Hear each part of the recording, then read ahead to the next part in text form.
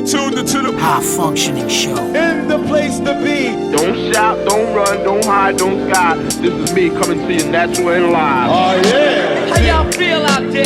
Alright. And it goes a little something like this. 1, 2. Check this out. All right, this is High Functioning with Barry Brown, and I have someone that I look up to in the industry here of the California cannabis world, Edwin from Cookies LA, right? Is it Cookies LA or it's Cookies? DBA Cookies LA. Yeah. If you don't know who Cookies are, then you're probably not super into cannabis culture, because they do lead, in my opinion, as top, brand, top farming, top everything from dispensaries. Edwin and I had mutual friends, and we ended up getting to know each other. And I said, "Hey, can I tour your shop?" And it was literally insane how you guys built it out, how beautiful it was, and I was just totally in awe of what you guys created there. Very good, thanks.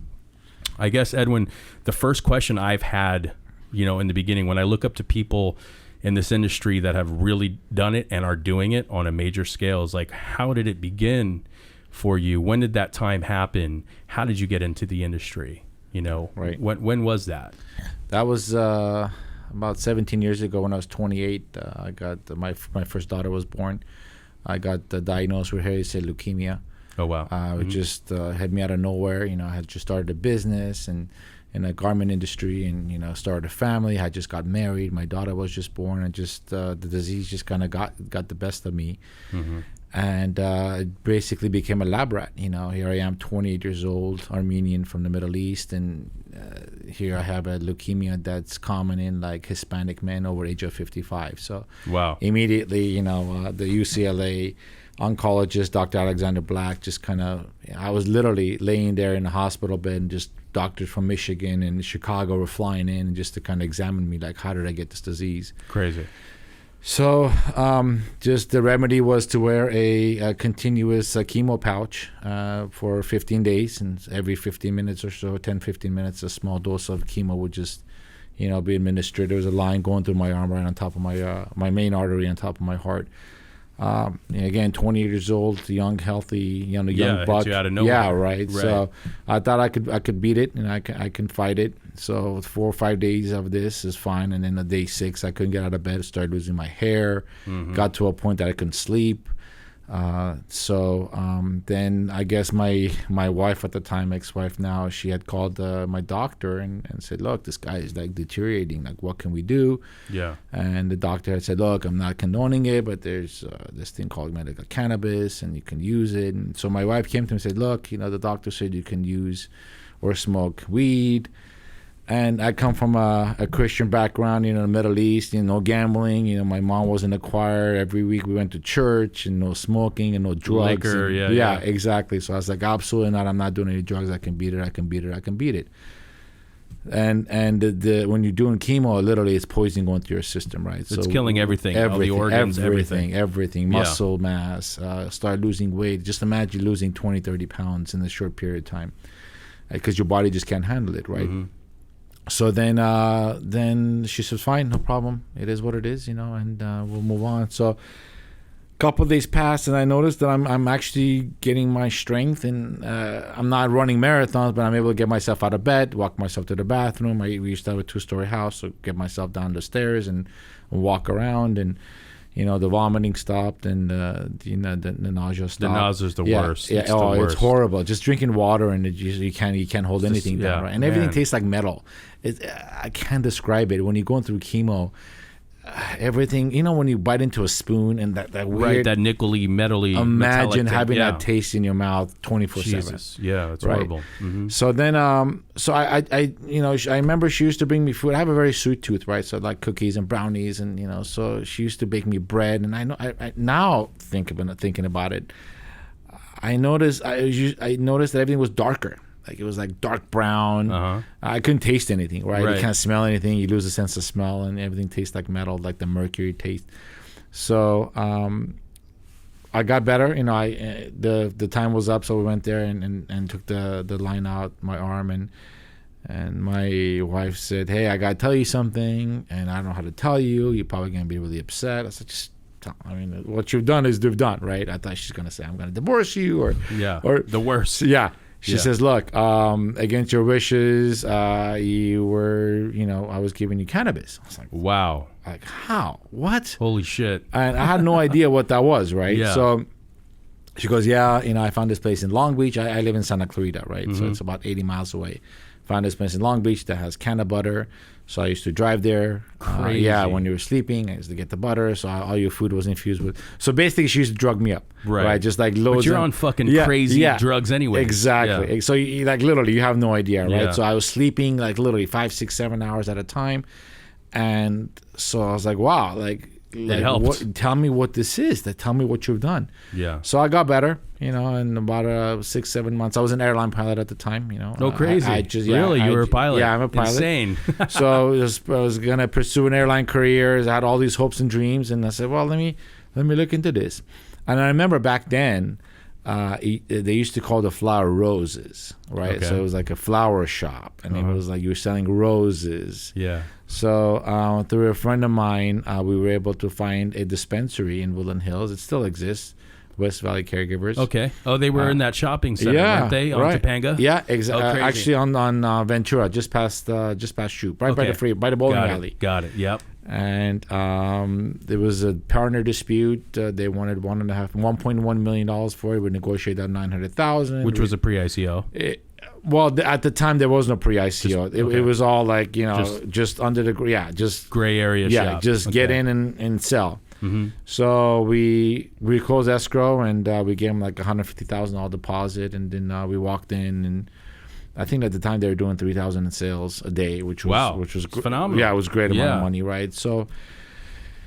And we have nothing. We don't know anything about weed. So people coming in, giving us pounds like 8,000. We're buying it. Right? Remember, we had no cap, so we were selling things like 70. $80 an eighth. Well, what year was this? Would you say? This was. I'll tell you. This was 15 years ago. So 2003. Crazy. Yeah.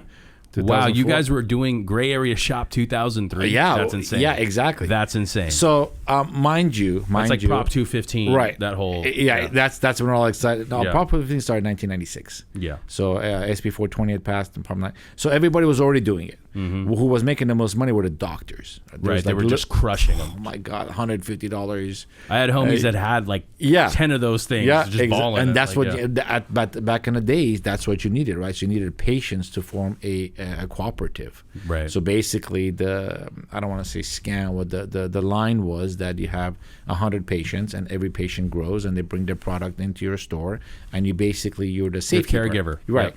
Right. So you store it for them. Now you're able to share the cannabis that and everybody grow for them too. Exactly. Right. Because everyone that had one of those grows had a cooperative. Yeah, exactly. So you could be a caretaker for 6 people. You could have a certain amount of plants. So it's evolved since then, right? Mm-hmm. So then the city said, look, this is getting out of hand. And again, back in the days, everything was set up as bookstores. Yeah, bookstores, shoe stores, selling belts. But, if people listening don't understand how California and Los Angeles cannabis is there really was no rules and parameters. Everyone was kind of rogue doing it and trying to figure it out. I remember 2006, would you say that's when the pre-ICOs came around, right? There was like 134 licenses that were kind of given out by the city. Right. That was 2011. The first round when city says, look, I know you guys exist. We know you guys are out there. Come to us. Bring us, I think it was a criteria of 5 items. You had to show a proof of lease, backdated, a certain date. It was insurance. It was a couple other things, sales tax, bank account. If you prove to the city that you had these 5 or 6 items, then they will give you a permanent address. So again, we didn't know this was a trick. We didn't know this was like nobody wanted to do that in general. They exactly. were like, what the fuck is this? Yeah. So the few that did were the original 187.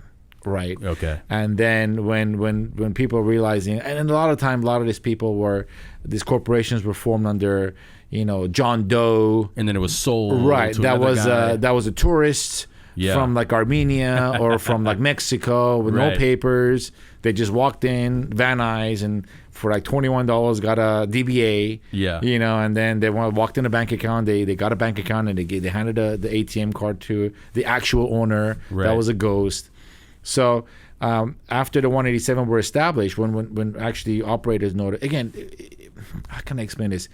It's an extremely lucrative business. It was extremely lucrative. It was crazy. No testing. Days, You just whoever. I mean, we were seeing it in numbers were like 400, 500, 600 patients a day. Insane, which is insane no amount of caps, numbers. no restrictions on how much you can buy. Everyone was just coming in and out. people- Boom, boom. Yeah. People buying ounces and then coming back and buying another ounce. Yeah. There were no restrictions as Right. we have now. Right? And there were people weren't really paying taxes either. No, absolutely not. Yeah, You know, it was- taxes. You know, we were paying what $2,000 Yeah. a month LA or every quarter, and then LA had like 2,000 shops. it was more than that. 2,000 that they knew of. Yeah. Okay. You know, of just full blown. I'm gonna just fucking take a lease and set up a shop. That's it. Put a That's guy it. in the front. That's it. That's what I'm it. doing. Just a couple of shelves and just product and advertise on Weed Maps. And at the time we had Weed Map. It was like Craigslist too. No, People were on yeah, it was Craigslist. Weed Maps, Weed Tracker. Weed Tracker. Weed Tracker There we was go. really, really big.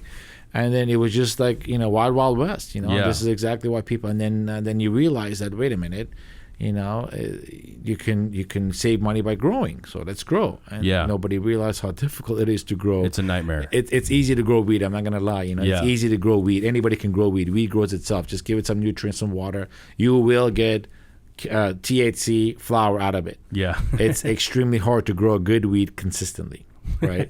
That's testable. and especially stuff that's really, it's a hard plant to push, like an OG. Right. Back in the OGs, they didn't yield back then. I right. remember It's a they very were temperamental plant. so Yeah. expensive in the early 2000s, and I would ask all these like uncles and friends of ours, how are you, why is it so expensive? They're like, oh, it's not a yielding plant. Right. This plant's, Right. hard to yield. Right. Now you guys have mastered it to a Oh science. yeah, It's now like you now push those it's plants, now we're pushing it. Now, the technology has finally caught up in this industry, right? Everybody's understanding it's a $20 billion industry, and it's growing once it becomes declassified as a drug. Which the government will eventually. It's going to be It's estimated to be in the $75 billion industry in the nation yearly. This is just in we're not- the United States. We're not talking about exporting. We're not talking about all exporting. that We're not bullshit, yeah. exactly. Now we have countries that are coming on board. Colombia, and as you mentioned earlier, and different countries that are coming on board and actually have regulations that allow them. Uruguay is another one that's allowed them to cultivate cannabis and actually export Right. into other countries. And is Canada one of the ones pushing the exportation? I too? believe so. Yeah, Canada Yeah. does support. I think like Germany and a couple in medicinal levels. And keep in mind, every jurisdiction has their own laws and regulations, cultivation, manufacturing, distribution, export, import. So every country is different, right? But just talking in the United States, they're estimating about $75 billion industry. Jeez. Just imagine. Yeah. So a lot of companies that did not want to be in the cannabis space are now being forced to be in the cannabis space, right? So a lot of the pharmaceutical companies, They have to. I mean, that's what it is. That's Yeah. exactly what. As a matter of fact, I believe like 4 months ago, the FDA approved the first THC inhaler for a pharmaceutical company, which was a humongous step. Yeah, I mean, for them people- to even do that much R&D and invest that time. Right. I mean, this is years and years Yeah. and years and years of FDA just kind of testing.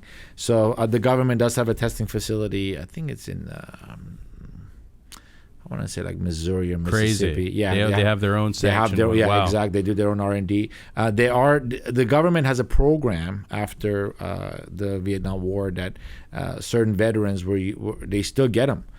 They get like a canister of their monthly supply of pre-rolled joints. I always thought they were, the pharmaceutical companies were pushing the synthetic side of the THC, base. And that was kind of like where everyone on my side, all the hippies were talking shit. It's like, why would you push a synthetic side if it's natural, and those components inside of the natural stuff you can't get on a synthetic side? And I remember them always showing that people would come up with weird clips of like, oh, this is what they're testing now, synthetic THC, et cetera, et cetera.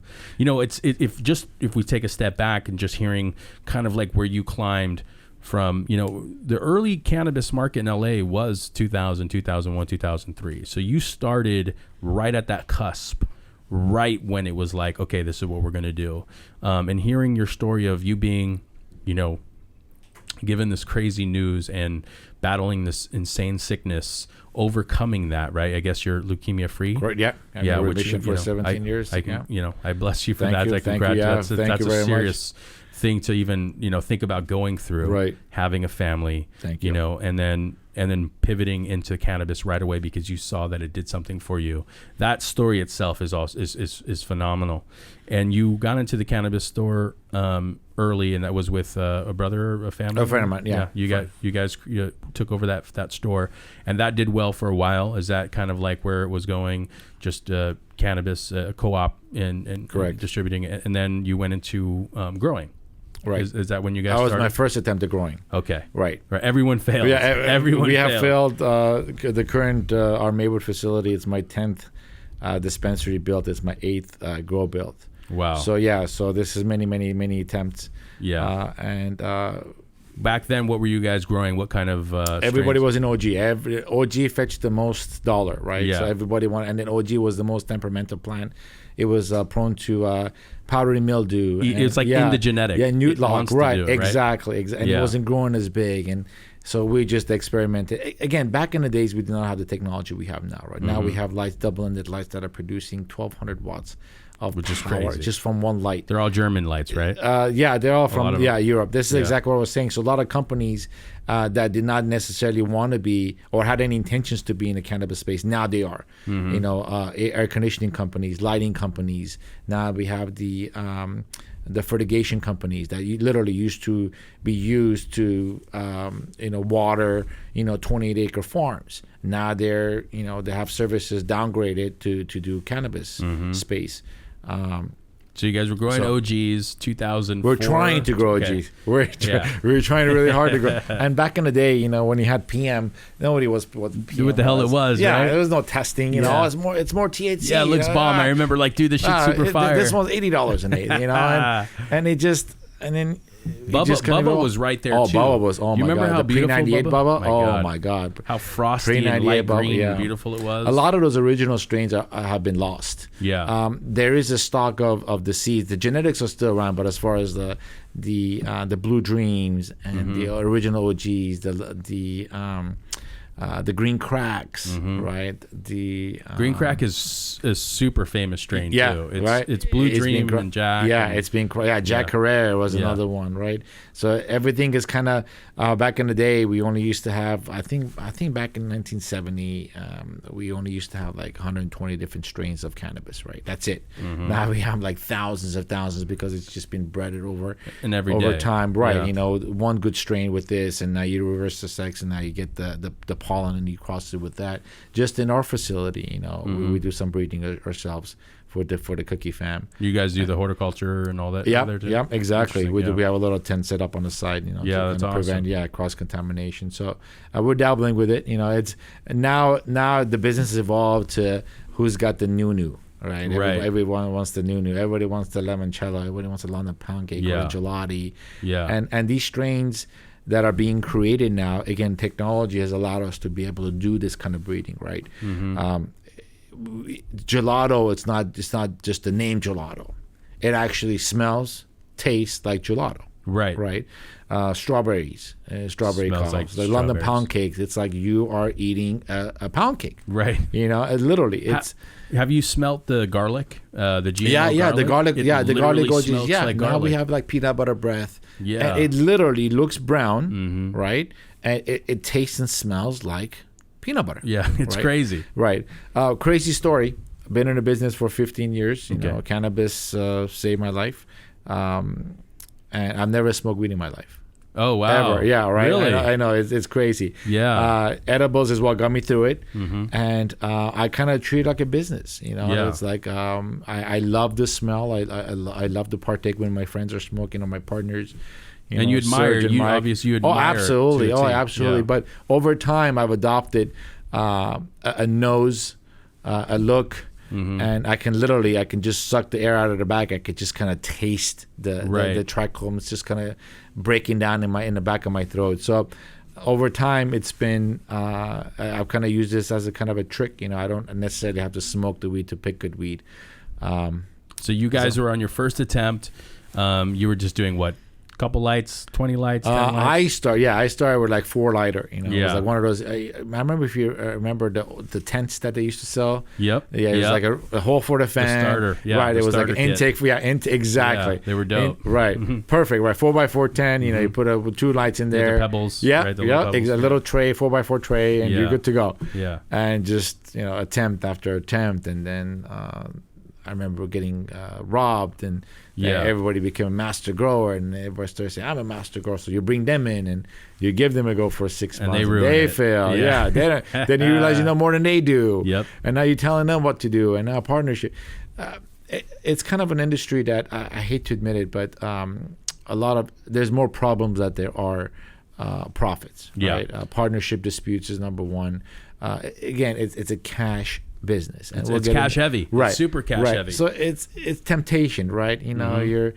the money's sitting there, nobody's around, and you want to buy that $18,000 Rolex. You know, Yeah. what's 18,000? Less than a $500,000 stack. Right. And then Right. it just once you get into that habit, the best thing to do, don't ever start. Yeah. Right. So a lot of partnerships fall apart.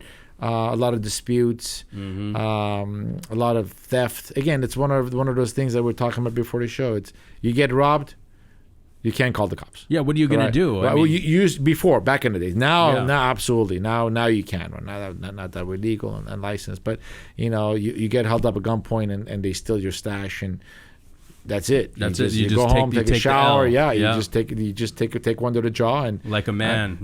and then be careful next time. One of those deals. When I look, because like I used to go up north a lot, up in Mendocino, Humboldt County, and all that realm up there, and I was a big fish head. I was a hippie, and I used to hang out with all the ganja farmers up there, and there was this like, oh, you're from LA, you guys are the indoor farmers, you guys don't know real farming. I like to credit LA as kind of like we are the indoor agriculture of the world. Right. We had nowhere to go. There was nowhere to grow except indoor here. Correct. And, these guys like you and a lot of the people that came up in the industry spearheaded it by, learning how to, control that plant indoor, which was a hard thing to do. It was very hard. And then you're battling, obviously the buildings issues, and, you're battling the cops, you're battling, raids, robberies, all of those centric things. And if you can get it right, if you were that 1% guy that could get it right, then you won. Right. You were actually out there. Absolutely. Going up north was a very interesting thing for me because I never got to see agriculture pot growing on a field. All I would see was like, the homie's dad was growing in some Right. warehouse from some Persian dude in downtown LA and would see how they were doing it. But then going up north, these guys are like battling helicopters coming and trying to land Right. on their properties and like covering them Guns up with drawn, right? Yeah, Yeah. and shootouts and all that crazy Right. shit you would hear on Netflix, like that was really going down up there. On my side, I was all about the CBD. Because I have an autoimmune disease as well, and CBD has kind of been able to control my inflammation. I have arthritis, psoriatic arthritis in my body, and so CBD has been able to do that. Absolutely. So I was so in love with CBD when it first came out. When you were in 2006, 2007, that's when there was really no licenses yet, or was it still just super gray area? It was all gray area until about 2011 when They came out with the 2000 real- right the regulations for it. The right. real, and then that's when you kind of transferred over at that time. Yeah, exactly. At that time, we had I had 10 dispensaries. Wow. Yeah, I know. It's Holy shit. Pretty crazy. We're How did you everywhere. sleep? We didn't. It was Wow. It was just a Incredible. huge job. Yeah. Product. It wasn't just managing it. It's constant flow of product. Imagine just seeing 300-400 patients a day, right? Yeah. On average, you're talking Average 2,000 or spend. 3,000, and average person takes, let's say, even an eighth. Yeah. So do the math. You need like 4 or 5 pounds of product per store. Then you're transporting product. You're transporting. At the time, we had the hash, the water soluble hash. Yeah. So Hash was a big thing. Do it you was remember how huge. good hash was? Back in Yeah. days. Yeah, The we OG used hash. to get hash from the military. believe it or Really? not. Oh yeah, from the Afghanistan. fuck? Oh my God, That's crazy. There's a lot of people making a lot of money. I'll tell Wow. you that. Yeah. Wow. They used to come with military. Literally personnel. hash from Afghanistan. Hash from Afghanistan Wow. when the U.S. Wow. landed on their soil, and then it just opened up another revenue. And I remember paying $9,000 a pound. Really? Yeah. Holy shit. We were selling the gram for, I think it was like $30. That's Yeah. I mean, hash doesn't even sell Yeah. anymore. I mean, like maybe water. I mean, like like rosin hash. sells Now Yeah. we produce solventless Yeah. water extraction, strain specific, which is amazing. It's amazing work, Yeah. amazing. So it's funny you said that about Mendocino. Genetically, the cannabis is used to growing in a 12-month cycle, right? So you put the plants in, in March or February, and then you harvest in September, October before the rain. So by doing it indoor, you're basically taking a plant that's genetically used to growing on outdoor farms and condensing its life into 3 months. Which That is means from the crazy. second that they're born, from the second that they cut from their mom, they're dead. There's no roots, right? So you put them in incubators with special treatment, and in about 7 to 10 days, it becomes a life plant, right? Then you acclimate it to the regular environment with the oxygen and what have you, and then you plant that into a small bucket in the soil or whatever medium you're using for about 3 weeks or so. It becomes a teenager. And then right after that, you just put it into a flower room. Flower for, depending on the strain, 76 days, 74 days, and then you kill it. Yeah. Right. So all this happens because technology Right. has allowed us to have these high intensity lights that mimic the sun. And the perfect environment that you have the dehumidifiers sucking all the moisture out, the air conditioning units, the fans, the floor fans. It's basically just imagine being born in a bubble and living there for your entire life. You were told what to eat, when to wake up, how to wake up. We don't just wake the plants up. They're on a cycle. So in our facility, lights And they go on. sleep. It's crazy when Yeah, you see the actually- plants. They literally they're sleep. welted over. Yeah, they and welt down. and I remember walking. I'm like, dude, is your room good? He's like, no, they're just asleep. I'm Yeah. like, are you sure? He's like, yeah, Yeah. don't worry. Let me turn everything on, and then they literally start they light perking up. straight Yeah, up, right. So in our facility, lights come off at 9 p.m. and they come on at 9 a.m. So we don't just shut the lights off. It's bedtime. Just imagine they're little babies. Yeah. You're treating them. So slowly but surely you start dimming the lights. So at about like 8:30, 8:25, you could see they're just like a kid. Like just, the eyes are kind of wandering off, right? They're about to fall asleep. So the leaves are kind of drooping down. And then that's how you wake them up too. You don't just turn the lights on and all the lights come on and you wake everybody up. You slowly, just like a sun rises, right? You slowly wake the plants up, and then as soon as they wake up, they're hungry, they want to eat, and you feed them. And so on the food cycle side, right now, I guess there's this whole push on, heavy metals and having non-chemicals, because what people were doing when they were growing indoor was, like you said, they're trying to, all this technology was, pushing these plants to do things, but also keeping them alive and also, keeping off bugs and powdery mildew. So what people were using back then, they didn't know what they were doing was like Eagle 20. Eagle 20, yeah, I was just gonna say. And all this crazy shit. PGRs and yeah, gravity and tarantula, right? Super pushing these plants to do wild things. And then now it's like super regulated right now. It's like, I think when I look at how the regulation hits right now, which is a good thing when it comes to it, but it's also a bad thing. It's more regulated than the food that you put in your body. It is, absolutely is. You know it's what funny I'm you saying? said that. It's so funny you said that. We get tested for, and any plant, a consumable plant gets tested for 56 pesticides and fungicides that we used to be able to use. So imagine a farmer used to using these fungicides and pesticides, and all of a sudden, well, we can't use it. Yeah. So when the regulations hit January 1st, 2018, there was a grace period. So 2019, January 1st, phase 3 testing was implemented, which means for heavy metals. So everything everything has metals in it, even the water you drink, Right. the food that you eat. The So- pipes in the system that are laid here in Exactly. Los Angeles are Right. fucking old pipes with metal, Right. and it's from your faucet. everywhere, anything, Yeah. and the parameters are so extremely low, parts per billion, not even per millions, but they check for parts per billion. So having a product, if you come to Cookies Maywood, you buy one of our flowers that we have harvested, the gelati, the London Pocket 75, it's gonna be cleaner than the salad you're gonna eat that night for dinner. So a lot of at Mendocino Farms. right, Yeah. a lot of vegetables have like 11 pesticides and fungicides that they can't use. That's crazy. We were the first facility to be licensed with the Department of Agriculture. Our partner Surge He's the first private applicator in Los Angeles County. Oh, wow. That actually went through the ranks and played the passed game. and played the game. Yeah. Right. So basically, we have pesticides in our facility. It's all quarantined in a special contained area that the farmers use they use airplanes to spray their 100-acre farms, literally up to 5 freeway as you're going down, going to Mendocino County. So we're allowed to spray those legally inside of a 1,800 square foot confined room. So I walked into the Maywood store. So when did you guys, when did it take for you and your brother and partner to get involved with cookies? How did that happen? Because I know that you had all these shops. I would hear your name all over town, by the way. Right, thank you. No, and they were all good things. Right, there was like, there's this crew Edwin, like they had fire. They always had fire.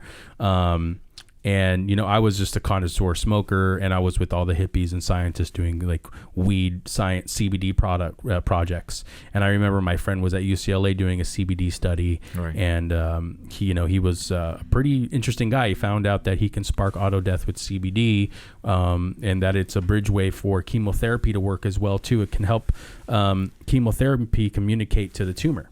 Sometimes that CBD can act as a bridgeway. Right. So we were always on that side, but I mean, as a connoisseur smoker, I was always looking for, super fire stuff, gas, in just different interesting strains. I think OG kind of like reigned supreme, but there was never, I couldn't find these new strains. And I remember I would hear about Edwin had a shop, and there was they had some interesting stuff. So I would get stuff from my friend Graham too. So it was interesting to cross paths with you. When did that cookies deal take place? When did you guys, decide to do this? Cookies was just luck. That's the best way I can describe it. Some people don't believe in luck, right? It's an opportunity crosses preparation, and we were prepared, and opportunity just struck us right in the forehead. So maybe the Maywood project started about 4 years ago. Long process. They had a ban in the city.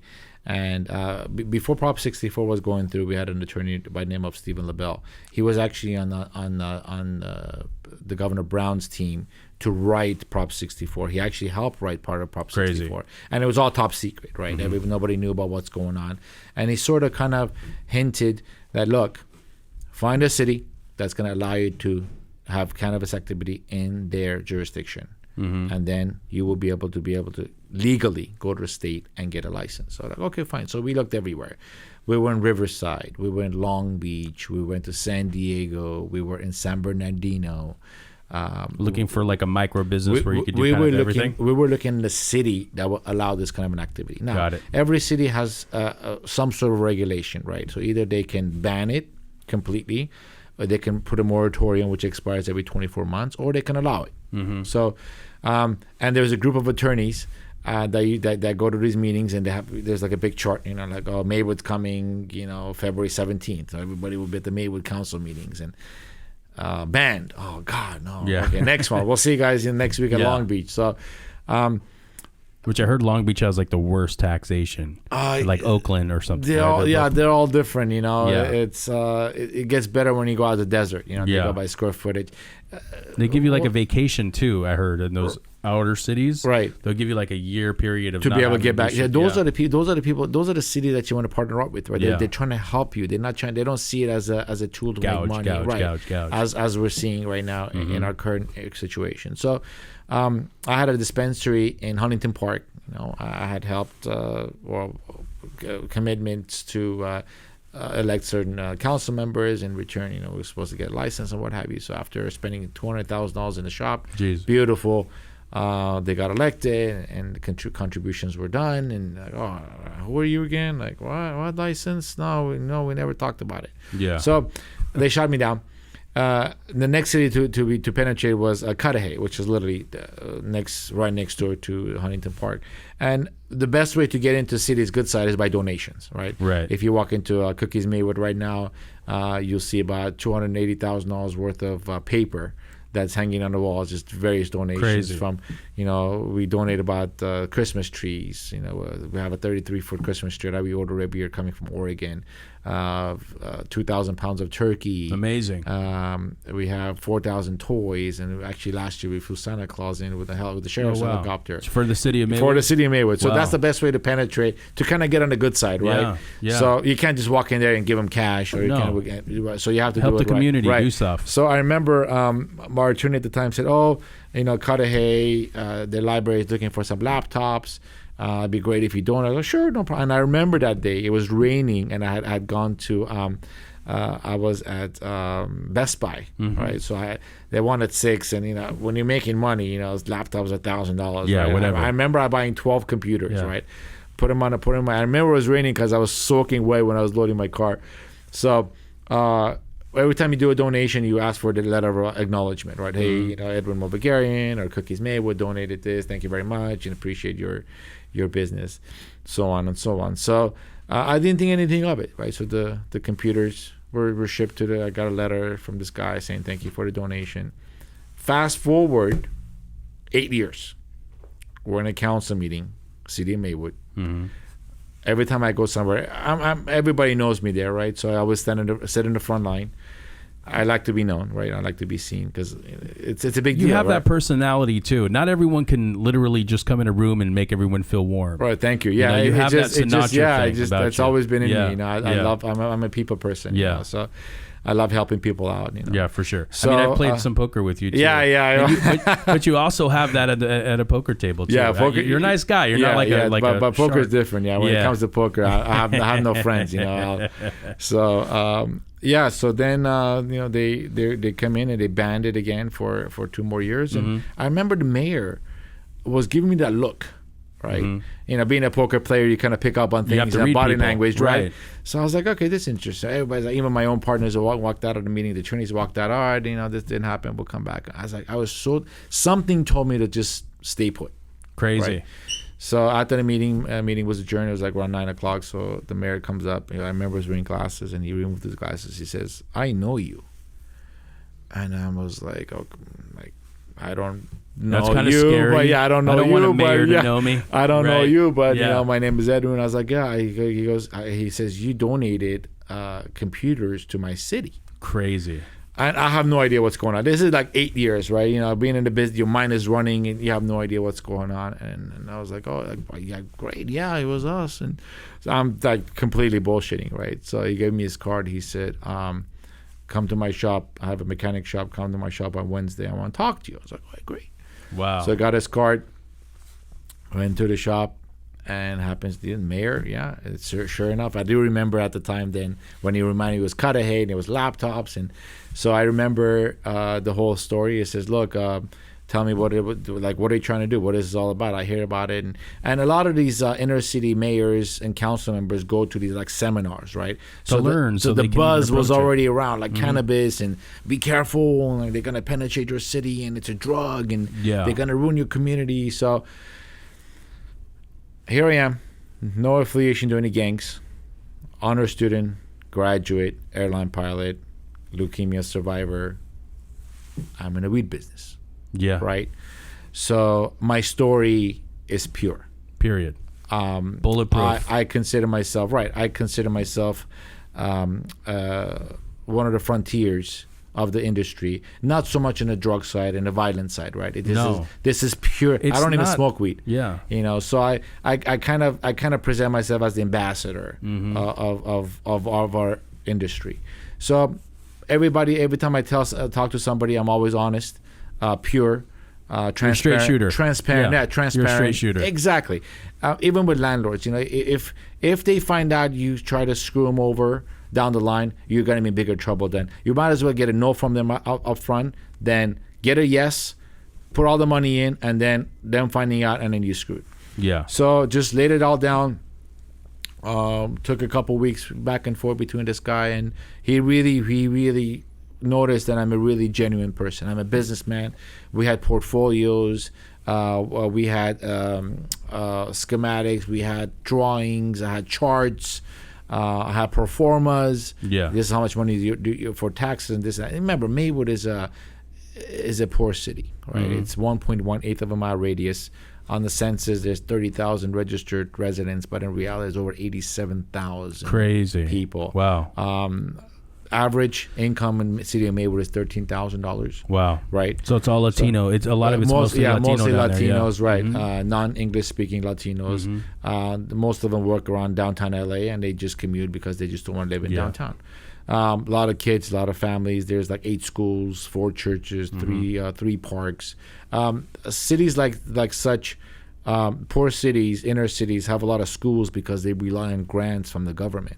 So what's the best way of doing it? In parks, in recreation, in schools. That's how they survive.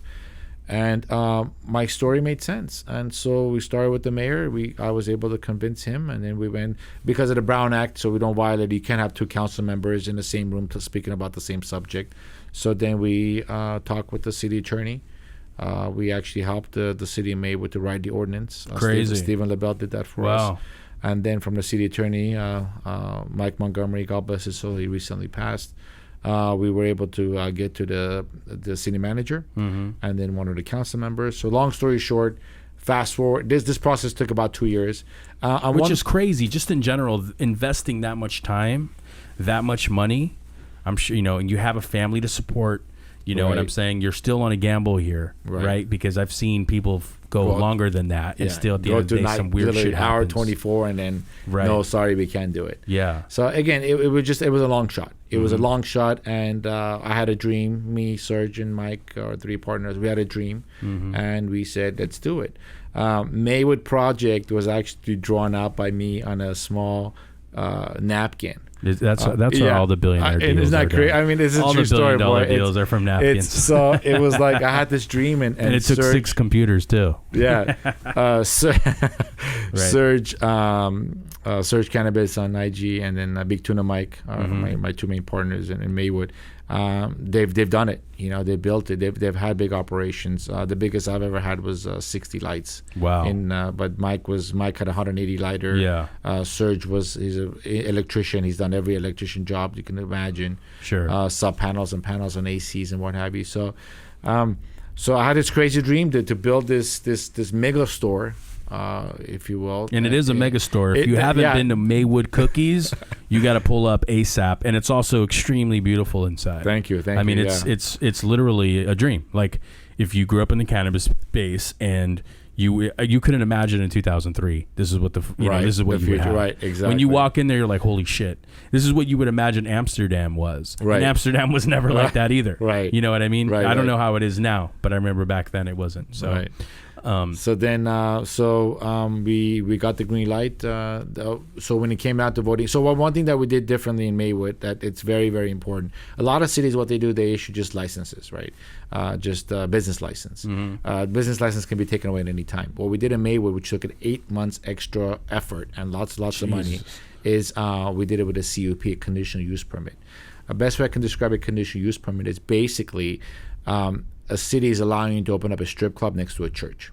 Okay, got it. Because there was an ordinance you couldn't be close to a church, right, park, exactly, etc. Exactly. So once you have the CUP, that means, and every city has their own expiration date. I think Maywood is like 139 years or 149 years, right? So for the next 149 years or whatever that city CUP language is written, that place will remain with the building a cannabis industry. A building, Crazy. Right? So which brings a lot of value to the table. 100%. And on top of that, you get a license. So that took a lot of 8 extra months is what it took us. But we wanted to have something that nobody can take away from us, right? We wanted to build the ginormous, the mega store of cannabis. Building wasn't even for sale. We're looking for a building.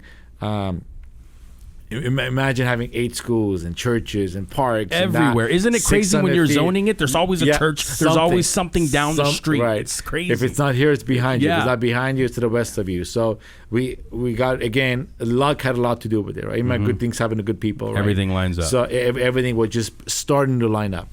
Ups and downs were just crazy. One day we got it, one day we didn't get it. So the building wasn't even for sale. I knocked on the door. I remember Susie, good friends now. The owner's daughter opened the door and said, "Can I help you?" And it was a garment manufacturer. He said, look, my name is Edwin. I want to purchase this building for cannabis. No, it's not for sale. I was like, look, listen, let's talk. Everything's for sale. Just put me with the owner and give him my card. And a few days later, I get a call from a lady, some Chinese lady, that is the broker. Didn't speak any English. I remember I met her first time in Studio City. She was driving a Hyundai, right? Okay. We bought the building. She's driving Mercedes. It was a Porsche Cayenne. Holy shit. Yeah, 5% commission. Yeah. I said, look, her name was Karen. We're friends now too. I said, Karen, listen, I don't have an agent, which I did. I said, I don't have an agent. I want you to double end this deal. I kind of dabbled with real estate, so I kind of knew the language. Look, I want you to double end this deal. Just give me this building. They wanted $7 million for the building. Jeez. We offered $3 million. Long story short, How big is the building? it's 25,000 square feet. We Crazy. paid $3.995 million, Crazy. $164 a square foot. The building appraised for $2.8. Wow. We paid $1.2 million over asking price. And that's crazy. That's what people are getting in the cannabis Yeah. space right now. And we got lucky. Yeah. we got lucky. Yeah, right now for sure it's doubled that in my opinion. Right. Yeah. So we found an investment group to buy the building. Now, Mm-hmm. things that you don't realize that are around the corner that you don't see coming is a building improvement. Right. It was an F1 zone building. It was a tilt up with 2x4 rafters on the roof. We have 240 tons of AC sitting on top of the Jeez roof. We have Louise. 26 AC units sitting directly. So the roof had to be reinforced. Crazy. So the seismic measures had to be taken. Engineering had to be involved. So building a building from ground up is one thing. But retrofitting a building that already It's like exists, worse. right? So basically, we built a 25,000 square foot mansion Inside of it. of a 25,000 square foot mansion. Wow. That's the best way I can describe Yep. it. So How much power do you guys got going in there? we had 400 amps, and that Wow. took Another year? Another year took about a year, to yeah. upgrade? It's about $50,000. We have 2,000 amps of Jeez. 277, 480 volts. Crazy. Yeah, so which is three phase, which Mm-hmm. is about 3,500 amps. It fires up all our ACs, all our DQs. So we have 500 lights in there. Jeez Yeah. Louise. So it's the first micro business Yeah. in LA County. So our original brand was Hybrid, right? So you have a pro forma, right? Okay. That it's going to cost you this much for AC. Whatever the number is, we learned triple it, right? Soon as they know it's cannabis, fire department. Every time a fire chief came in, Captain Schaefer, hello, we love you. Yeah. Captain Schaefer comes in with a few deputies. Everybody has an opinion, right? Remember, it was the first one coming out the gate, Right. So you're It beta was testing. good Yeah. and bad. Yeah. Good in a way that we kind of sort of told them how things should be. We were kind of educating them. It was bad because nobody wanted to sign us off. Nobody wanted to put the Because they didn't want to put their name on. They were afraid that Exactly. some shit would happen. Yeah, these are like all pension people. They're seasoned captains. They're just sitting, Yeah. in their desk in an air conditioned room making $400,000 a year. They Yeah. don't want to be responsible for For something some crazy drug Right. marijuana deal going exactly. on. Yeah. But they had no choice because now it's a law. Now they're being asked to do it. Mm-hmm. So a lot of the pictures that you see in the fire departments, the SOPs are pictures from our facility. So we had a brand name Hybrid. Finally came out with the brand, so we were going to launch it, and the building was empty.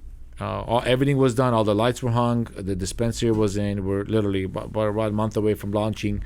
And as fate would have it, one of our partners' attorney was there, and he was just kind of looking at it. Again, we're so proud of it, right? Everybody comes in, we give them a tour, and what we were, how we were, and people seeing it. So attorney says, "Oh my God, this is an amazing place. I think I have a client that would love to have a place like this." And who is that client? It's Burner. So Burner and Jungle Boys at the time had the exotic line. I don't know if you're familiar with it. the exotics. Yeah, they had a 17 strain, so they had a falling out at that moment. And Cookies was already in Burner's mind to move to LA. Cookies Yeah. is a San Francisco brand. They're more Northern California. Los Angeles, in particular, Southern California, Los Angeles is the mecca of cannabis. Period. We are the 70 Amsterdam. We are the Period. Amsterdam. Yep. People from all over the world are flying in. One from each four of our customers is from out of state. Crazy. Or out of the country. Crazy. We have pictures of people coming with their luggages. So they land at LAX, they And then catch they an come Uber, there. Yeah. they come to us, they say hi, they get what they need, and then they go to LA. Right. Yeah. So, and on camera everything looks big. So did a FaceTime real quick with Burner. Burner said it. Burner saw it. We had this really long 100-foot hallways. Burner's like, don't make any decisions. Don't talk to anybody. I'll be there in the morning. Burner doesn't fly, not for long. He flies soon. Yeah. So he gets in his Maybach and comes down from up drives north. down the next morning. And honestly, I had no idea who Burner was. Yeah. Our partners knew who it was because they're in that rap scene. They're much younger than me. You're busy dealing with paperwork and fire departments and lieutenants. Yeah, exactly. To worry about who is actually holding the torch right now. Right. But in my world, Burner's a big deal. Right. For sure. So Burner comes in. I remember right in the corner of the dispensary right now, and he saw it. We showed him a couple of our stuff that we can do, kind of like a taste test, right? Yeah. It's one thing having a place, and one thing being able to produce cannabis. And we struck a deal right there and there. We shook hands. He was in. It took the attorneys about a month to draw the contract. They weren't agreeing with it, and so Burner dropped his first album. I think it was the Big Pescado. The Big Pescado. I think it was the fish. Fish. Yeah, right. Yeah. So he says, "Look, I want to have it. I want to have the album drop." And I want to have a grand opening here. When when is your album dropping? Next week. Legendary. Holy shit! Next week. Remember, we had nothing. Yeah. Empty. Okay. Everything was empty. Yeah, the lights hung. The lights were hung. Yeah. Right. We're talking about dispensary now. Okay. Right? So another thing that we did differently was, since we were the first ones out the gate, we were able to maneuver our way in to get a certificate of occupancy. So normally the certificate of occupancy doesn't get issued until the entire complete project is done. What we did was, since we had so many different licenses on the same facility, we were able to convince the fire department to give us a certificate of occupancy just for the dispensary. Okay. As long as all the common areas were secured. Hallways, bathrooms, gates. So we didn't really care in the backside. The backside took an extra, again, we had no power anyway. So the backside took another year or another 10 months. So we opened the doors January 16th of 2018. Our first cultivation harvest was harvested in October. Crazy. Because of the power. Wow. So flow hub, product, bags, 36 hours we didn't sleep. We got that dispensary open, and it was a huge success. If you just Google Maywood Cookies grand opening, Channel 5, Channel 7, Channel 11, 13, KTLA, everybody did a morning show from there. 6 o'clock in the morning. We had a helicopter. We served 1,200 people that day. The line was out the door. Louise. Celebrities came in, and it was amazing to have this kind of a following. And we really didn't know what the brand was about until we found out. So Cookies Maywood allowed our facility, Cookies Maywood, allowed Cookies to kind of expand, right, laterally. We introduced the strains that you see on the shelves now. Everybody's smoking. Somebody will be smoking the limoncello or the London pancake in Amsterdam or in if you haven't in UK. seen the limoncello, because I've seen the limoncello, it's insane. Right. Period. End of story. What is that variety? Like, what is that hybrid of it? Because I remember reading about it, but I don't know. I don't exactly know what the crosses are. We don't do the genetic. We don't get the genetics here. It comes to us from Jiga, from the Cookie Fam. And Burner, and that limoncello is like a Burner strain. Yeah, right? exactly. Right. It's original, but come get it fast because we're taking off production. Really? Yeah. It doesn't work with our program. It only yields like a pound. I think the last harvest was like 1.09 pounds of light. When you guys hit 3 all day. Yeah, we hit 2.8 on the Snowman. Yeah. Actually 2.8 on the gelati. We hit 2.6 on the London Pancake 75 and the gelati. We just got our test results today. We hit 28.56% on the Snowman THC. Yeah, it's insane. It's like literally 30% THC. We average, again, these are all natural terpenes, natural flavors, natural as the plant grows. So we're able to push the plant to the edge of its max just before we say goodbye. That's crazy. So what strains do you guys have going in right now? Like, what are your main strains at the Maywood store that you guys grow in house? We're limited. Again, as big as we are, we're very limited to what we can grow, what we can't grow. And Sergio and Mike do a phenomenal job in rotation. Half the battle is we can't have the same strain 24 hours a day or 7 days a week, all year long. No, you have right? to switch it up. However, if we don't have the limoncello, we have something that's very similar to the limoncello. So in Maywood right now, we run the limoncello London pound cake 75 only. The 29 we phased out. We ran the gelati and the snowman. Those are our 4 main strains. We recently introduced the pomelo, which was bred in house, the Orenzina, and the cereal milk from Powers Up, and the Snow Montana. Crazy. So we're gonna replace the limoncello with the cereal milk and the Snow Montana. We have great being who we are, being what we do. We're literally not to brag about who we are, but our team is literally the best. I always claim we have 5 Kobe's on our team. You do. And it shows. And a lot of breeders, thank you. And a lot of these genetic breeders want to work with you because they want notoriety, right? They want to be able to say, look, that's my strain. So JBZ is one of them. Powers Up is another. So JBZ has the Kush Mints and Animal Mints. Yep. JBZ is a legend. Right? He's a legend, a great guy, a very, very humble guy, him and his dad. So because of our facility, they were able to come in and do a crossbreeding. So now we just finished our pheno hunt. Actually, we just harvested a couple of days ago, so we have some crazy strains coming in. I'm going to be pulling up pretty soon. Yeah, absolutely. I'll definitely let you know once we get it tested and packed. We've crossed the Kush Mints with gelati. Wow. With the London pound cake 75. Crazy. When are those going to be ready? 6 months? No, we were in production. Well, we just did a pheno hunt. So I believe there were 60 phenos that were selected. So we're just going to go through it right now. Everything gets presented. Yeah, everything's going to be presented to Berner, and he will pick 1 or 2 strains, 1 or 2 phenos, and then those will be it. We like to keep all these numbers behind these names: limoncello number 9, London pound cake number 75, gelato number 41 or 33. We don't make these numbers up.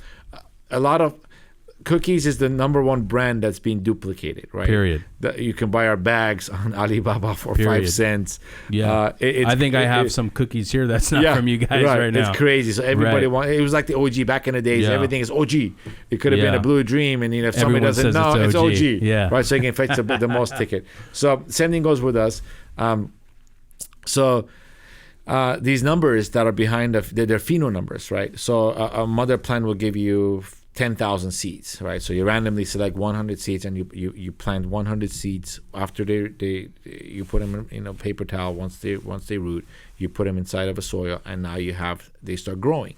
So you number the number of the batches 1 through 100, right? So each one at every phase of its life gets tagged and it gets noted on. Crazy. Right? So one mother giving 100 babies. Some are going to be tall, some are going to be short, some are going to be fat, some are going to go crooked, some are going to give good flour, some are going to taste good. So the idea is to be able to pick 3 from the 100 that is good.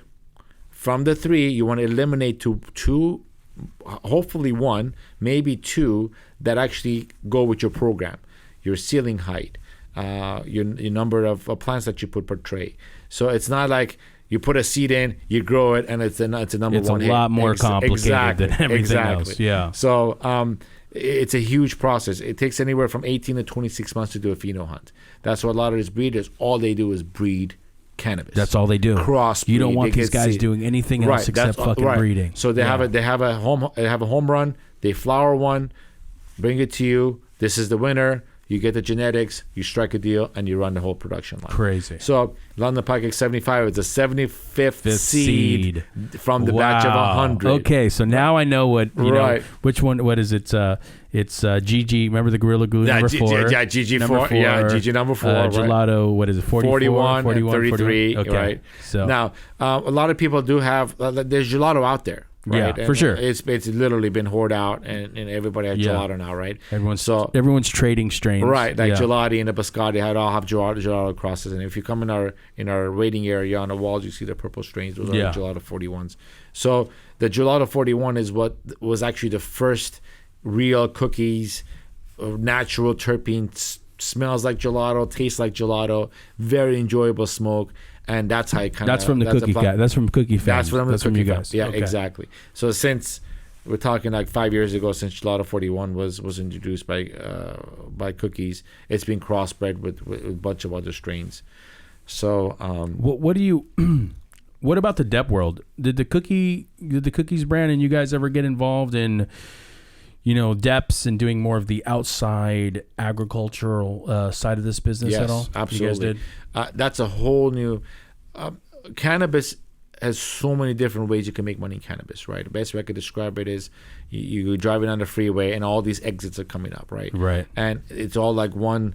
It'll lead you to a house, or it leads you to a park, or it leads you to a school. So, there's so many different ways to make money in cannabis. What we have learned is take one that you're good at and just run with it. For us, it happened to be cultivation, which is the hardest one. Yeah. Everybody wants to go into dispensary, or everybody goes to manufacturing, everybody wants to make distillates. Everybody's doing it. Yeah. Keep in mind, before you do anything in cannabis, you have to have good flour, right? You can have the best baker in the world. You can make the most expensive cake. But if you buy your flour from Walmart, your cake is not good. It's going to look good. It's going to taste like shit. Yeah. Right. So same thing goes with cannabis. So flour is the base.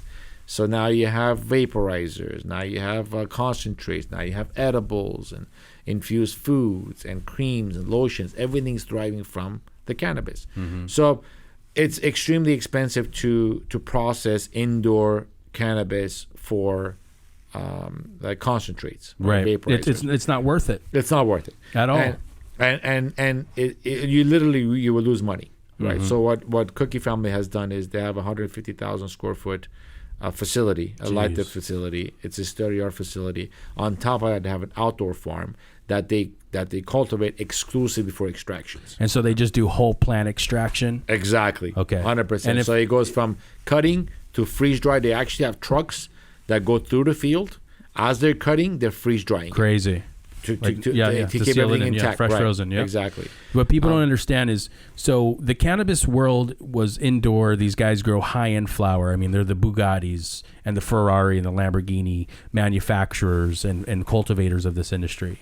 Then there's this whole other side, which is the extraction side, which is, the oils and, basically extracting from those plants. Instead of, when you grow an indoor, you have to cut the plant down, let it dry, and then you have to trim it, and now you have this beautiful flower.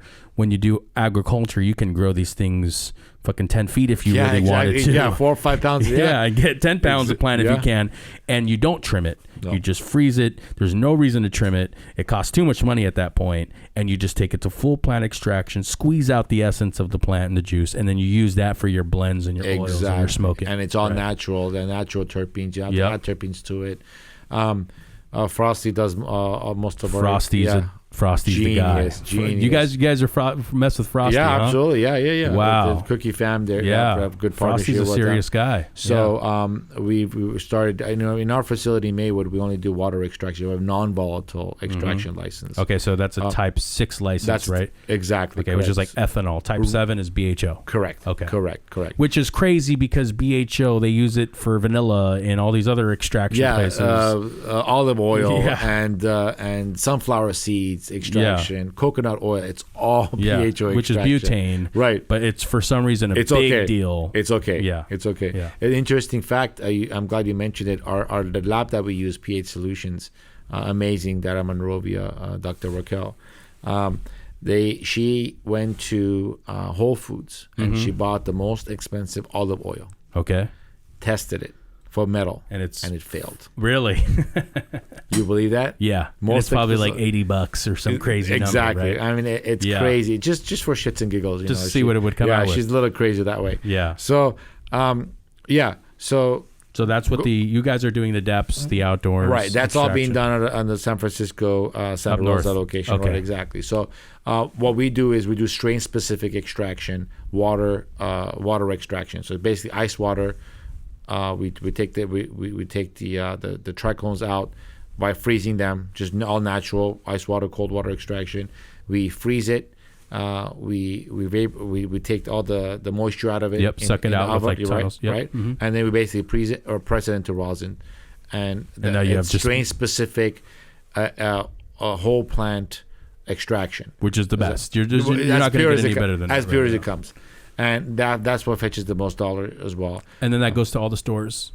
Yes, exactly. So Cookies Maywood, our cultivation and our manufacturing, it's only supporting our store, the Mero store, and also Dr. Green Thumb, which is in Sunland.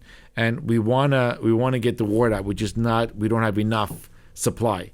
At best, we can only cultivate up to, I think, 6,800 pounds a year. Wow. If every cylinder is hitting on firing perfectly on a one full cycle, we could only get 6,800 pounds per year. Jesus. So that's not enough. That's not enough at all. So there are expansion plans in order, and that we just want to have more lights, more opportunity to grow good cookies cannabis. So on the whole plant extraction side, what do you are you guys growing any CBD at all? Are you guys growing any CBD? We're not. No. Okay. The CBD market, It's coming to life now. right, exactly. Everybody has CBD. Either they have the isolate form or they have the distillate form. You can infuse it into water and drinks, and those are all, again, those are all things that you can make a lot of money off of. Right. But it's just gonna sidetrack you from what you're doing the best. So we just want to concentrate on growing the growing part. We have partners that do the extraction. We partner with like Frosty and people that do the breeding. So our focus is cultivation. We're good at it. We love doing it. We enjoy doing it. We have an act for it. We have a green thumb for it, and that's the hardest part Of everything. of the industry, right? There's so many unknowns. There's one little thing. Remember, you're condensing the life of a plant into an 8-week cycle, and it takes about 2 weeks for the plant to photosynthesize and for it to show signs of stress. So let's say you do something on week 1, you won't see the results of it until about 3 weeks into its production. What if you do something wrong on week 7? Wrong nude.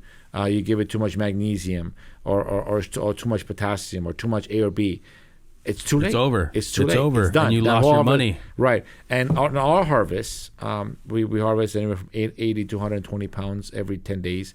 Each harvest is $400,000, $500,000 because of the quality of the product that Right. it is. Right. What are you guys getting right now for your OGs when you sell them to each other's stores, right? Well, actually, it comes off the production. We sell it to ourselves at $35 an eighth. Wow. Which comes out to $4,580 Wow. a pound wholesale. Wow. Right.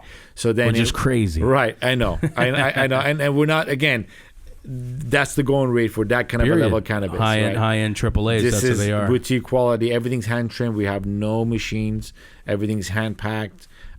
Just the top nugs. Remember, we do an extraction as well, so we don't have to put small, tiny, little nugs to make it an eighth. So Yeah. every jar that you get, is just top of the top. Yeah, it's And tops. we retail at Maywood for $60 an eighth plus tax, and then in San Francisco and our Merrill store is $70 an eighth, $65 to $70 an eighth. So Cookies has Maywood.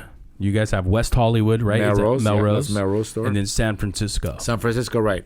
Okay. That's the Green Door, I believe it is. It's the affiliation with Cookies. Yeah. The Melrose store has a clothing store right next to it, so that's attached to it. And we have the micro business. We have a dispensary, manufacturing, cultivation, distribution, and also delivery.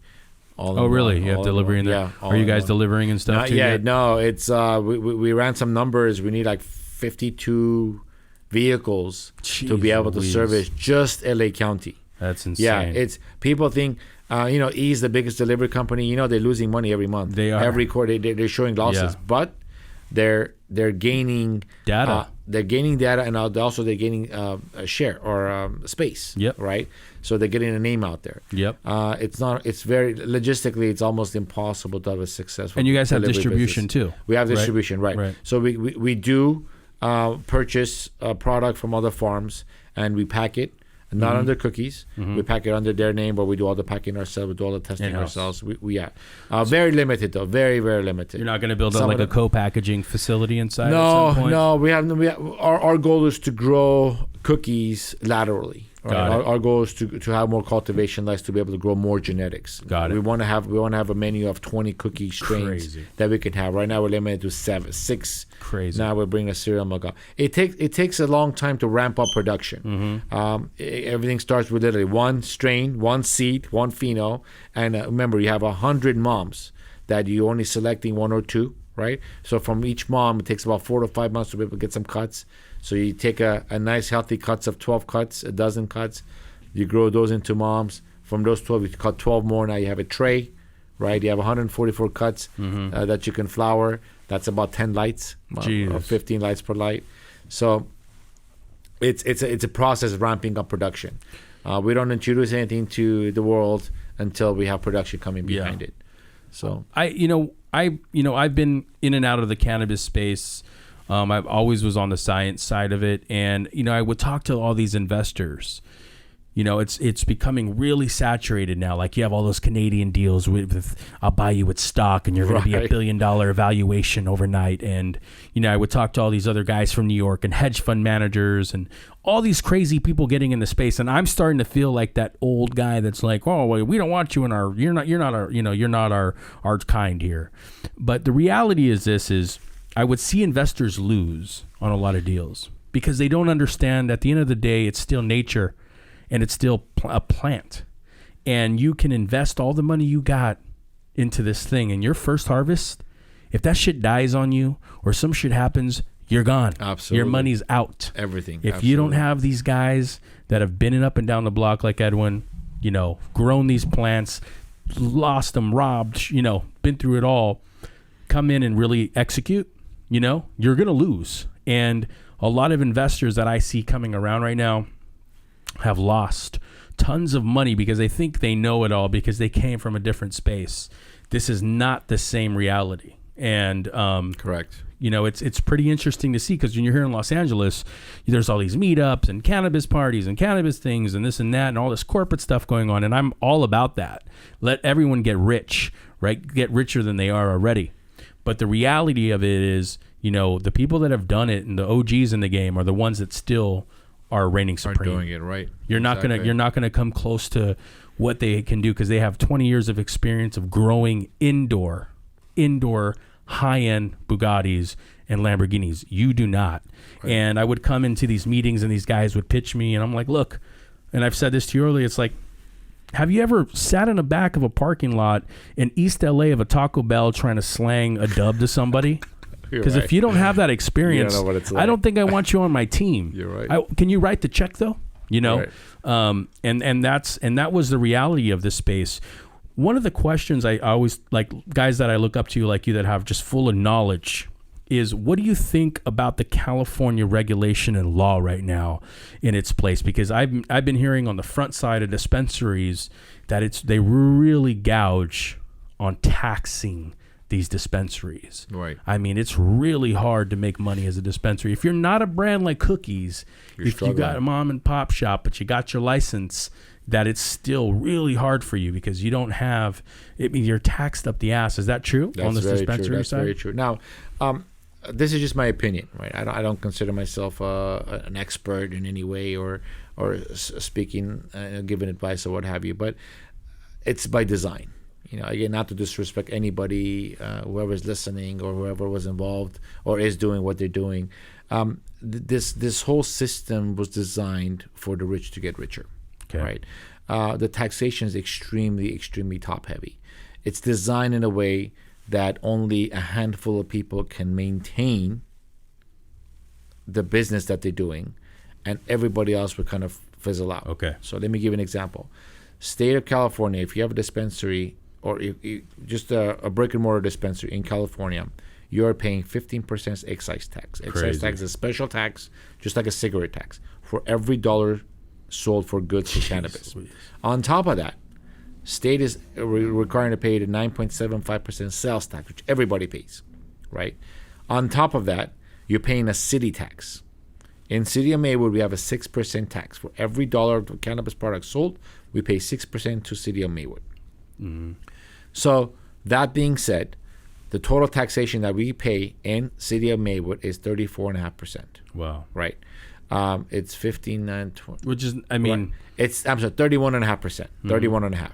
City of Los Angeles has the same exact excise tax, same sales tax, but now it's 10% sales tax. Jeez. So all dispensaries, City of LA, are paying 35.5% sales tax. What Cookies does in City of Maywood is we absorb the city tax. Okay. We don't pass that tax on to the consumer. So when you come to City of Maywood, you pay the 15% excise tax and the 9.75% sales tax. 6% we absorb. But how many dispensaries, as you put it, mom and pop shops, you know, that can absorb the 6% or the 10%. I don't know any. They don't. I don't know any. So what do they have to do? They have to start cutting corners. They have to start cheat. If you get caught one time cheating the state, your license is revoked. Okay. So they're basically forcing you to just fail. do something wrong, Yeah. so they can come take your license away. Right. Just in 2018, these are all, I can speak freely on it, these are all documented numbers. In 2018, Cookies Maywood paid $2.2 million in taxes to the state of California. Crazy. All in cash. Crazy. We paid $620,000 to the city of Maywood. Crazy. Now, this is a city that was broke. This is one operator Yep. with one license. We Wow. haven't even engaged and paid the taxes for the rest of the licenses that we have. What do you think about the track and trace program that they put in place for cannabis? So again, in California, when you get your license, there's a track and trace program that's coming. It's kind of getting implemented now. They're kind of trickling it in right now, wouldn't you say? Well, the track and trace has been in place. Okay. The matrix is what they're bringing in. The metrics or whatever. Okay. Right. The seed to sell software. Uh-huh. Basically, they've been talking about it. It's so far behind. It's so complicated. Oregon started it. Washington started it, and went to Colorado. Now, keep in mind, Oregon, Washington, Colorado. These are a third of what California is, right? Okay. They literally have 100 cultivators. And You guys they are literally have- babies. yeah. So to implement that kind of a matrix into this humongous industry, That supported all of the United States cannabis, period. quote unquote. Yes, Okay. exactly. Yeah. Right. So it's extremely difficult. So there were talks about them introducing it in the June of 2018. Then they pushed it back to November. Then they said, "Oh, January 2019 for sure it's coming online," and we're still kind of battling it. What is it? It's a computer system? Yeah, it's a computer system, exactly. It's a seed to sale. So basically, it tracks the plant that you have in there. It gets tagged with a SKU number, Okay. and that plant gets all the way through its creation until the time that it's harvested. You know exactly how many pounds, how many grams, what the test results were, where this product ended up, in what vape. Who manufactured it? Yeah, where it went down who the whole put it in, SKU. right, the whole Crazy. system, and that also allows the state to be able to tap into your system to monitor. Yeah, I heard you guys have to have cameras that they can Right. tap into. Is that true? Exactly. Well, our cameras right now, the way we have it is we have 95 cameras in our facility. Crazy. We do not have a blind spot. All the blind spots have been covered. So eventually they will be able to have a system to monitor. They want to go on camera number 24. Let's say they have to destroy stock, for example. They don't have to send somebody. They just go to camera 24. They watch it. They watch you do it. It's done. You bag it and you throw it away. So the track and trace system it was implemented from January 1st. So everybody that has a legal license, they have no other choice but to comply with some sort of a track and trace software. So this is what you sold, this is what you paid in taxes. So at any given time, any authority can come in and say, look, I want to see your sales from January 17th, 2019 to March 21st. And you have to, on the spot, be able to produce it. Crazy. Not, the CPA has it. I'm going to need 4 days to go get it. You need to have a server. Right. You literally need a server. That's exactly what we Yeah. do. We use FlowHub. Okay. Which was kind of difficult to learn. Again, we're coming from the underground market right now. All of Yeah. a sudden, we're underground. We're doing our growing. We're doing our selling. We're selling at the Taco Bell stands. Yeah. Meeting somebody for a pack. Yeah. So now we're asked to put a suit and a tie and go to corporate meetings and actually track and trace and pay taxes. So it's a learning process. It's a learning curve. Yeah. We're kind of getting used to it. Like, we can do this. Yeah. I can walk in with $480,000 to Crazy. in Glendale. They're gonna hate me. They do. They still see me as a drug dealer, but Yeah. they'll very gladly take that tax money and give me one piece of paper saying you pay $485,000. So the banks are taking the money now? They're not. Well, Because there was a whole another thing of the banking side. I talked to some dude that was an big time dude at Bank of America before, when I was looking to get in the space and go on the banking side, and he was like, one of the biggest reasons the banks didn't like to take the money is because it smells like pot. Isn't that crazy? He literally said it smells like pot. He's true. like, you guys need to get literally a place like a federal credit union and have a whole thing that washes the money literally to take the smell out. and then deposit them because it's fiber, right? So fiber Yeah. absorbs the smell. Yeah. Right. No, I understand. But the banks weren't taking your guys' money right now. They still are not. Okay, so what I mean, It's so crazy. Everything is it's a cash based business, right? Mm-hmm. So we pay our taxes in cash, we pay our employees in cash. Everything's tracked and Fed traced. takes their money in cash. Fed does not. So that's a whole new different ball game that we have to deal with. Interesting. So the banking, the Federal Reserve does not allow because it's still a controlled substance. So we can't do regular banking. So there are some credit unions, local credit unions that are not FDIC insured that do some limited banking. Some companies, some rich individuals did start their own banking or are starting their own banking. Basically, they will give you a bank account. You give them an account. They will come pick up. The Brinks will come and pick up your money. They go count it, deposit in your account. Now you can draw checks against it. It's not secured. Right. So crazy. You tell me, working so hard as we do, we have $2 million in a safe. Do you feel comfortable calling the company and just handing it over to them? And then There's no 24 hours insurance. later, yeah, exactly. So what are you going to do? So there is some limitations. There is. So at this point right now, You're just winging under it, the mattress. whatever works. Pay everybody we can. Just pass it along. So you pay the vendor in cash. He pays the vendor in cash. That vendor pays the vendor in cash. So on and so on and so on. And then credit card. I heard people are always having to switch merchants accounts at some point because Right. one finds out this and that you're a cannabis Right. brand. I mean, how about credit card processing? It's obviously a lot more expensive. Correct. Right, But since we're a state license, Okay. a lot of these credit card processing companies are done at a local level, right? Okay. And they use a subsidiary bank to be able to do the transition money.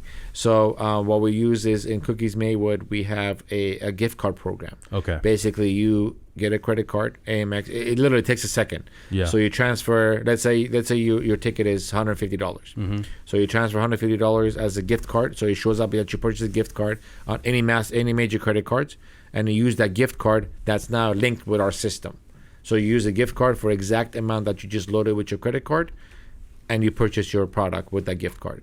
The gift card is reloadable, so when you come up next time, now your total is going to be $67. Same exact thing. Take out your ATM card, you swipe it, you scan the gift card, money goes on the gift card. Okay. Now you get to purchase your. So there's ways around it. It's just annoying because Yeah. something so simplified can be easily fixed with one swipe, and it's like you Exactly. can bounce around this and getting credit on your property and rebuilding your property using that. I mean, from a bank loan, that's Right. like impossible. Right. Oh, it's 100%. Right. Yeah. You have like your tax write-off situation. I heard is a disaster. Oh yeah, that's a 280E. That's a whole new. There's no tax write-offs, there's- right? So the federal government does not, since it's a controlled substance. They put this 280E restriction on you. So the big ticket items, rent, utilities, payroll, you can't deduct Jeez any of Louise. this. So they allow you to write off staples and the pens that you buy. How many pens do you buy Yeah. from Staples every Yeah. year, right? So that's a whole new different way. So there's ways around it. So basically, the way we have structured it was we have a company that owns all the assets, all the lights, all the furniture, all the equipment that's inside the whole entire facility. So basically, our corporation is not leasing. The lease amount Okay. is tax deductible, Got but it. the purchase amount is not. Yeah. So that's all lawyer talk. You have to That's lease- way above yeah. my pay scale. That's Yeah. as far Yeah. as I can go with that. There's always ways around it Right. and There- making it right. Exactly. So so when it comes to tax, when it comes to federal tax at the end of the year, it relies upon the actual corporate owners to absorb the tax as personal income tax. How many illegal shops do you think are still in Los Angeles kind of running on the gray market?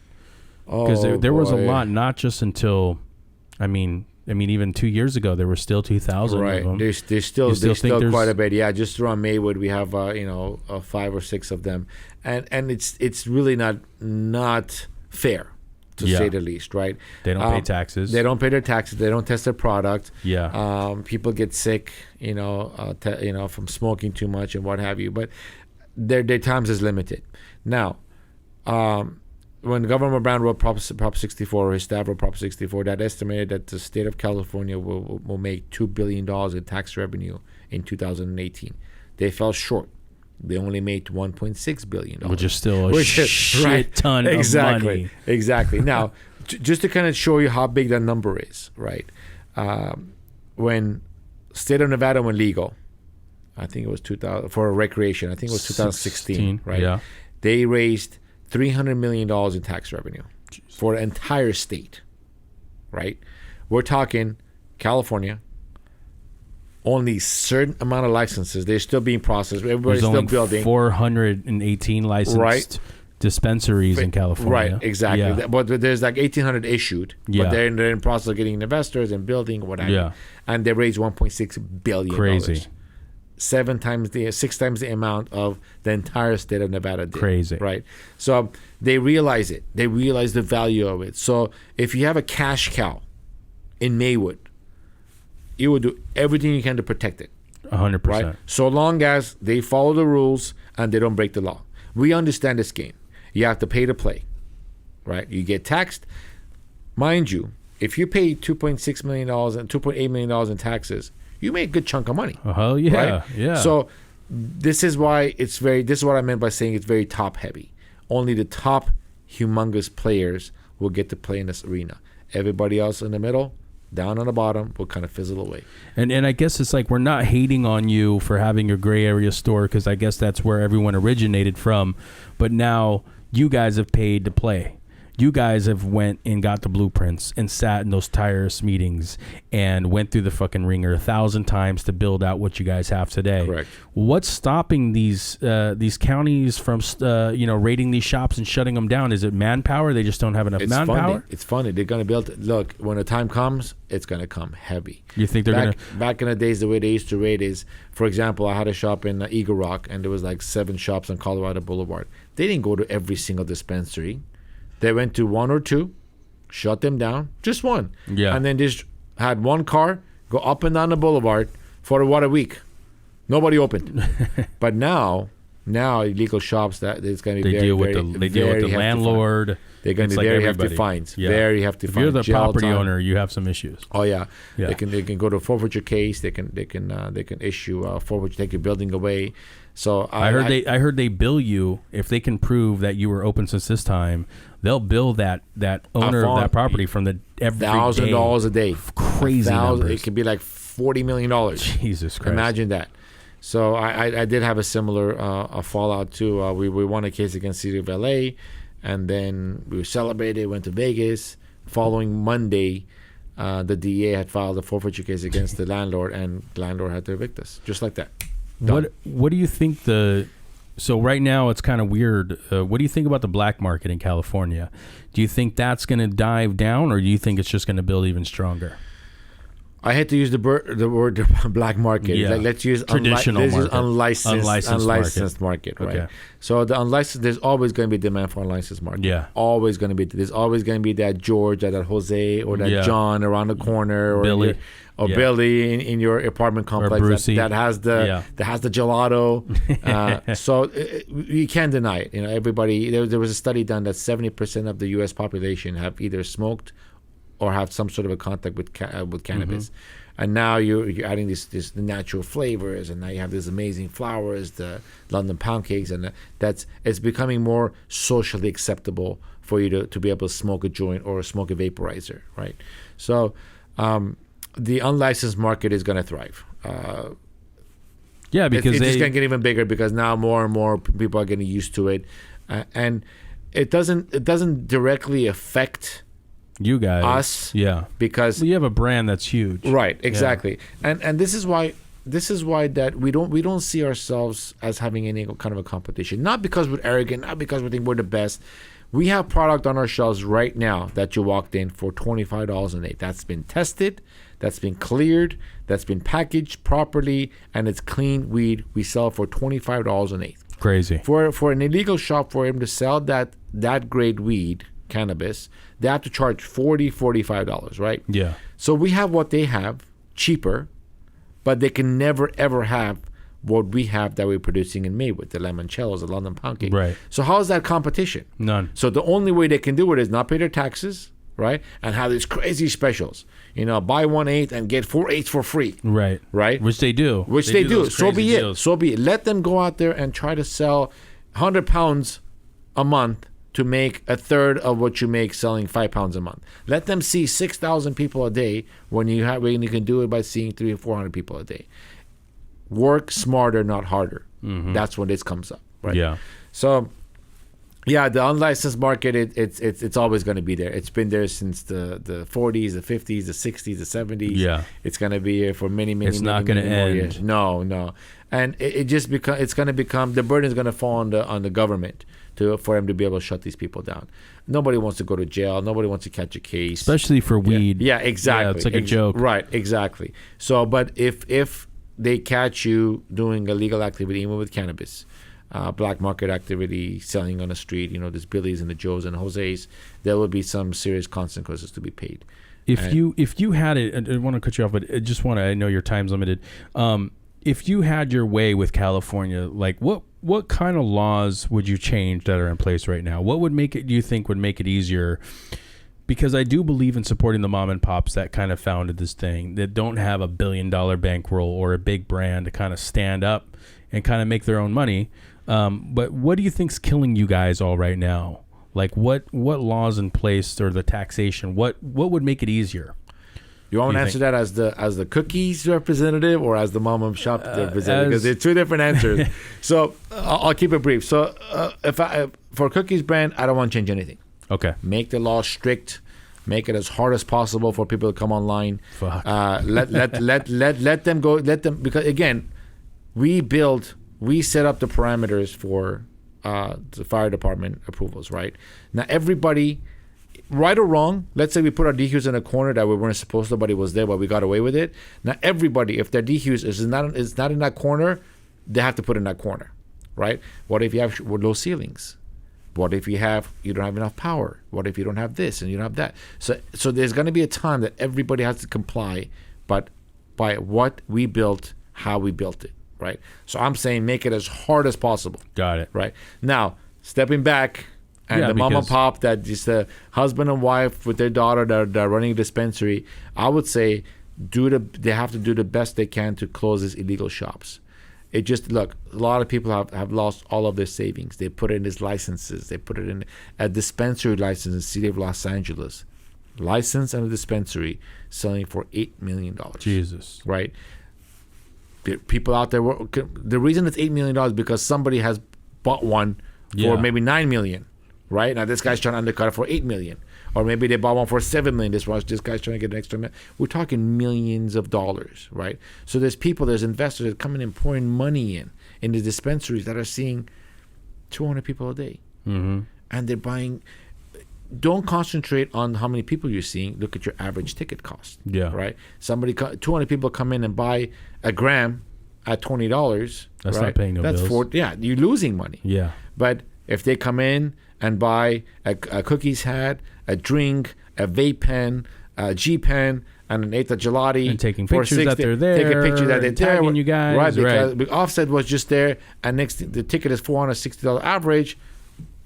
Now we're talking. Yeah. Now we're talking about lucrative business, right? Add to that, cultivating product that nobody else has. Manufacturing product that nobody else has, having setting an environment for somebody to come in. What makes cookies is not just cannabis. It's not just a brand. It's a culture. 100%. It allows an average Jimmy to smoke exactly what Wiz Khalifa is smoking at his house. That exact strain that's grown in this facility and has been dispatched from this jar. Crazy. Right? Yeah. Just for that 5 minutes for you to smoke that joint, you're becoming part of Wiz Khalifa's clique. There's nothing that he can get you can't get either. Exactly. Right. Exactly. I remember back in 2012, these Prop 2000 these Prop 215 licenses were for sales, these pre-ICOs. And I remember I was getting crazy deals.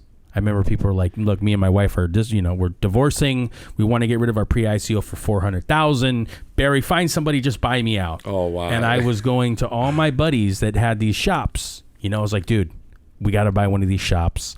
We can really take it to another level, do a real nice license, and in the future, those are going to be the micro businesses. And all my friends were like, "You're crazy, bro, Barry, shut up." And if you're watching, you remember you because you ended up buying a shop for $4 million in 2016, 15. That's right. You know what I'm saying? Because I remember, and there was like 10 deals. I remember they all had weird issues. One didn't pay its taxes. You had to clean up a little bit here. You know what I mean? remember those. Yeah, but I was like, dude, everybody was ready to clean up those deals for you. Right. The makeup of LA is insane, and just coming across the brands that did it. I remember when Jungle Boys popped, they were pretty interesting to kind of watch because there was no one really taking pictures of their indoor grows like that and just putting it on Instagram. Like, okay, dog, this is what we do. AAA's, here's freaking all the lights we do. What's up? And this is how we do it. If you can do it, more power to you. Yeah, no one was doing that. My crew that I'm kind of like associated with was the Russian Assassin Boys, and they have a pretty big store downtown right now, and they have really nice, interesting work as well. So I think like my leaders that I look up to was, it was looking at Cookies, was looking at what Jungle Boys and Ivan and those guys kind of created over there, was looking at Russian Assassin Boys and what they've kind of created. But that one Omnis brand that right now that reigns supreme in back of my brain is always it's gonna be Cookies. It's going to be Cookies right now. And coming in the way that how sweet you are, Edwin. I mean, it's crazy. I feel like you can see Edwin on the street, and if you have a question, he'll answer it for 100%, you. And he'll try to teach you. He's been through it all. But walking in through your store, it's a reflection of what you guys have done. All the pain, all the suffering, literally the pain you've been through, and all the hard work and dedication. And walking into that store was insane because, I mean, again, I'm born and raised in the Valley. I'm 818. OGs. Right. I don't care. OGs came from where I'm from. Sherman Oaks. Well, every house was going OGs. Yep. So like I remember smoking OGs. I remember the Bubbas, and I just walked into that store and I was just in shock of like, wow. Like, homie, these homies, wow effect. That's what these homies capture. really did it. That's like they did it. Thank you. And it's cool to be around. Again, you may not see yourself like that, but it's cool to look up to legends now. LA is that place, and to come across you guys that kind of like said, what, this is what we're gonna do, this is what we're about, and we're gonna build, and you're not gonna stop us. And then just seeing the work, seeing those rooms, just the way you guys ran everything was so beautiful and proper. Thank you. And I do give you like a kudos, man, from LA. Like I do look up to you guys. Thank you. 100%. Thank you. And the product you guys have is amazing. Where does everyone follow you guys at right now on Instagram? Is it Cookies Maywood? Cookies LA? Cookies Maywood. Our account keeps getting shut down. Just people reporting it. Just there's the haters. Yeah. Right. My boy's shop doesn't even have a shop online anymore. It's unbelievable. And we do all the protocol. Nothing for sale. 21 and over. Don't DM us. Surge Cannabis. That guy, he got shut down with 22,000 followers. Again, the guy was just taking pictures of his art. His flowers. So he got shut down. So Cookies California. You can always hashtag us. Okay. Cookies Maywood. I just want to say that I may be the face of the company as far as the cultivation is concerned, but it was a huge team. It's a team effort, right? We have Daniel, our company president, that's every day is battling just partners, and we have Surge, Surge Cannabis on IG, phenomenal grower. The guy, our Surge and Big Tuna Mike are literally ranked, in my opinion, top 5% in the world as far as cultivation. You have to be able to read the plants. You have to be able to understand what the plant is telling you before it even tells you anything. We have an amazing crew. We have a 12-man crew that run the Maywood facility. We're 8, but we're shorthanded. We have Henry, we have Armin, we have Alec, we have Adis. I mean, your team is huge. A humongous team, but everybody plays a part. I mean, we come together so naturally. Mm-hmm. We fight, we argue. Don't get me wrong. Every day there's a battle, but our resumes, our blood is just on the walls. Yeah, it's all the battles of the fighting and all the arguing is what built Maywood, and we're proud of it. We stand behind it. We just what's the address over there? 5815 Maywood Avenue, Maywood, California 90270. We're open from 8 a.m. to 10 p.m. Stick your head in. Look on the left-hand side. The window should be opened. It's beautiful. See the first room, our smallest room, 36 lights. It's very interactive. The ceiling is, thank you, Mike. Thanks to Mike, the ceiling is like the Las Vegas Caesar's Palace. It is. The clouds. It is. The lights. Yeah. So we spend every dollar we could just to make that place unique. And I think we accomplished that. So thank you so much for having me. Yeah, it was good to hear your story. It. Yeah, absolutely. Thank you so Good to much. see you, Edwin. Much appreciated. All right. Yeah. Later. Yeah. Cookies, y'all. Now tuned into the High functioning show. in the place to be. Don't shout, don't run, don't hide, don't sky. This is me coming to you natural and live. Oh yeah. How y'all feel out there? Alright. And it goes a little something like this. 1, 2. Check this out.